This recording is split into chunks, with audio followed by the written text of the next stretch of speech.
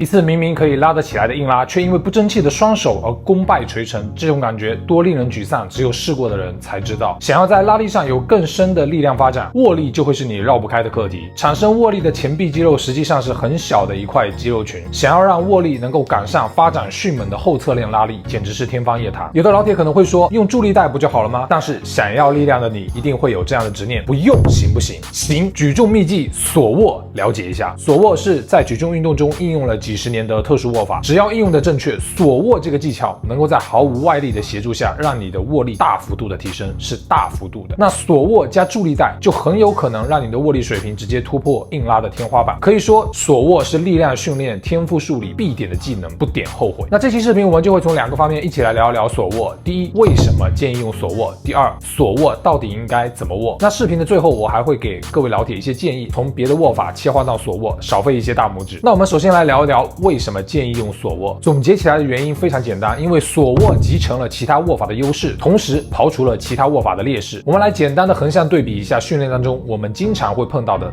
3种握法。首先，我们最先接触的一定是双手正握的握法。双手正握的特点就是大拇指环绕在4指外侧的这种握法。这样握法的优势在于零门槛，不用教，一学就会。那缺点在于在拉力的训练当中，很快就会受到握力发展的限制。随着我们力量水平的发展，我们就会接触到力量举运动员经常用的一只手背朝前，另外一只手背向后的正反握的这种握法。那这种握法的原理在于利用双侧手腕的反向运动去抵消杠铃在手中可能产生的滑动，所以正反握对握力的加成是非常明显的。但这种握法通常会带来3个潜在的问题。第一，双侧肩膀的压力是不一样的。第二，双侧手臂肱二头肌的压力是不同的。第三，双侧背阔肌的张力也是不同的。那这3个潜在的问题通常会造成训练中双侧肌力的不均衡发展，或者是直接造成训练当中技术动作的变形，从而形成潜在的受伤风险。那最后也是我们本期的主题，应用在奥林匹克举重中的锁握。那锁握乍看起来和双手正握并没有太大的区别，但与双手正握大拇指环绕4指的做法不同，锁握将大拇指握在食指和中指的里面。大拇指位置的简单变化会带来4个好处。第一，与双手正握的纯握力不同，锁握实际上还应用了食指、中指与大拇指、大拇指与杠铃之间的摩擦力。第二，食指、中指环绕大拇指的握法实际上是把大拇指当成了杠铃上的凸起部分，与双手正握毫无借力点的纯抓握相比，握住一个凸起物能够让4指的握力更容易的发挥。第三，由于锁握是利用摩擦力的特性，逐渐增加的杠铃重量本身也会对摩擦力的增加有所贡献，并且食指、中指的握力又会进一步加强大拇指与杠铃之间的摩擦力。第四，认真看，锁握中的大拇指的方向实际上和其他4指的方向处于相反的方向。那这样的机制类似于正反握中反向运动的抵消，能进一步防止杠铃在手中的滑动。那这些优势让锁握即便不借助助力带也能带来相当可观的握力提升，但却没有正反握的潜在风险。我知道很多老铁可能会说，用助力带可能会产生更好的效果，但我想说的是，锁握的时候你一样也可以用到助力带，锁握不用助力带就能让你变得很强，用了助力带会让你更强。所以在我看来，不论是主项的硬拉高方抓举，还是辅助的耸肩速拉划船，习惯了锁握之后就再也不想用其他握法了。那说了这么多，锁握到底应该怎么握？看到这里很有可能你已经开始锁握了，但我希望你别踩这几个坑。如果你还是想把杠铃紧紧的握在手中，那你的锁握大概率是有问题的。如果你还想着用所有的指头去握住杠铃，那么你对锁握的理解是一定有问题的。如果你想着用尽可能多的指头去握住你的大拇指，那你真的还没有理解锁握的精髓。如果你锁握的时候杠铃位置在手掌中心，那我估计你还不如不锁。锁握这个名字会给你一种错觉，好像需要很用力，但实际上恰恰相反，锁握是一种既稳定又很放松的握法。我说的放松并不是指对杠铃完全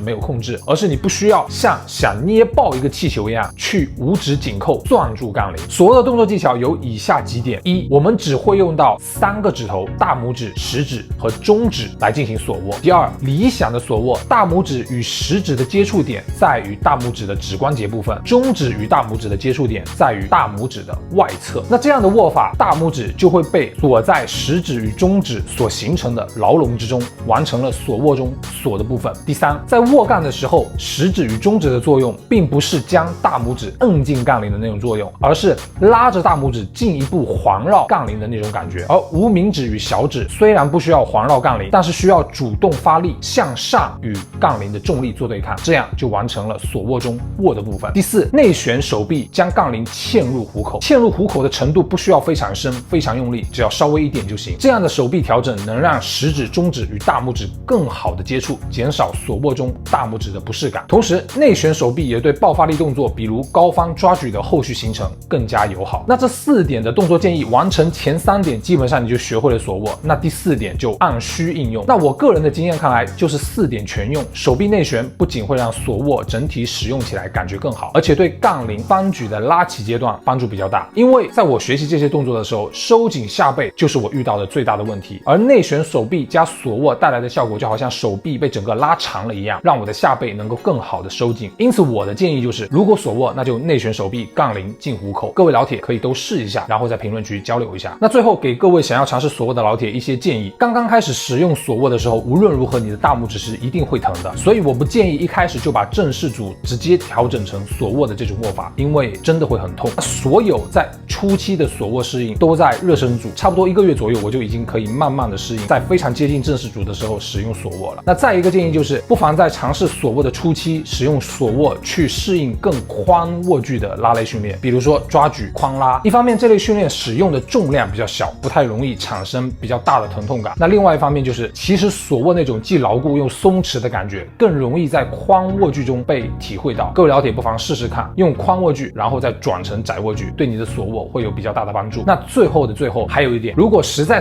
觉得锁握太费大拇指，其实可以买一个举重的一次性的那种护指，在锁握适应的初期，这个东西基本上能够抵消疼痛。说实话，锁握真的是一个非常好用的技能，我是不太希望各位老铁轻言放弃。总之谁用谁知道。 OK， 那这就是本期视频的所有内容，希望本期视频会对你有所帮助。如果你希望看到更多的相关干货，请记得给我个1键30支持我一下。如果你觉得本期内容还不错，记得分享给你身边还没学会锁握的老铁。有任何问题记得在评论区给我留言，记得关注，别错过我的更新。我们下期再见，拜拜。